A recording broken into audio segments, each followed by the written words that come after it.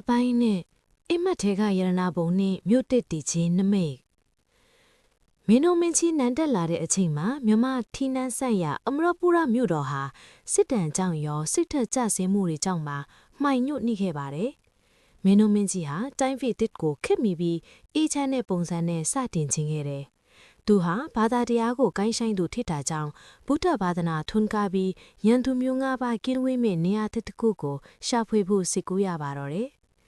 1918ခုနှစ်ရဲ့တညမှာတော့မင်းတို့မင်းကြီးဟာအလွန်ထူးဆန်းတဲ့အိမ်မက်တစ်ခုကိုမြင်မှတ်ခဲ့ပါတယ်။အိမ်မက်ထဲမှာဝစ်ဖြူစင်ဂျယ်ဝတ်ထားတဲ့ပုဂ္ဂိုလ်ကြီးတစ်ယောက်က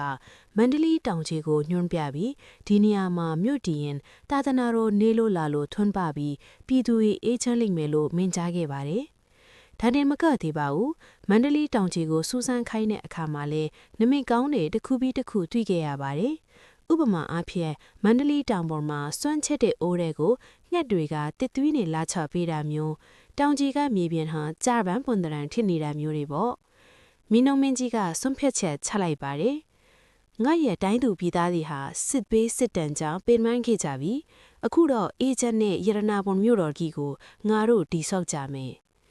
1219ခုနှစ်မှာတော့မင်းတို့မင်းကြီးဟာအမရပူရကနေမန္တလေးတောင်ကြီးကိုမြို့ပြောင်းမှုစတင်ခဲ့ပါတယ်။ဒါဟာတာမန်မြို့ပြောင်းတာမဟုတ်ပါဘူး။နန်းတော်ကြီးတစ်ခုလုံးကိုအစိပ်ပိုင်းလိုက်ဖြုတ်ပြီးစင်တွေလွှေတွေနဲ့စနစ်တကျတည်ယူခဲ့တာပါ။မန္တလေးမြို့တော်ကြီးကိုတိဆောက်တဲ့အခါမှာလေမင်းတို့မင်းကြီးဟာအလွန်စနစ်ကျပါတယ်။မြို့ရိုကြီးတွေကို4000စတုရန်ဖွန်စံတိဆောက်ပြီးကျုံကြီးတွေနဲ့ဝန်းရံစေခဲ့ပါတယ်။မြို့ထဲမှာလည်းလမ်းတွေကိုနာမည်အသီးသီးပေးပြီးအကွက်ချက်တိဆောက်ခဲ့တာကြောင့်အခုခေတ်အထိမန္တလေးမြို့ဟာလမ်းရှာရလွယ်ကူတဲ့မြို့အဖြစ်ကြော်ကြားနေတာဖြစ်ပါတယ်။ဒါပေမဲ့မြို့တီတုံးမှာပဲအင်္ဂလိပ်နယ်ချဲ့တွေကအောက်မြန်မာပြည်ကနေအခက်ပိုင်းကိုပါမျက်စိကျလာကြပါတယ်။မင်းတို့မင်းကြီးဟာစစ်အင်အားချက်မမျှတာကိုသိတဲ့အတွက်စစ်ထက်ပညာနဲ့ငင်းချမ်းရေးကိုဦးစားပေးဖို့သူ့ရဲ့ညီတော်ကနောက်မဲမနဲ့တိုင်ပင်ပြီးတိုင်းပြည်ကိုစတင်ပြုပြင်ပြောင်းလဲပါတော့တယ်။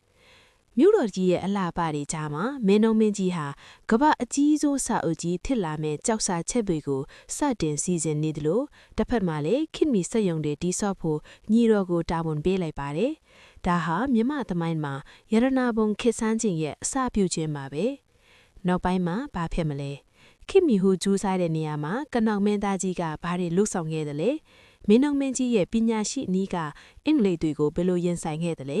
ဆက်လက်အားပေးကြပါဦးနော်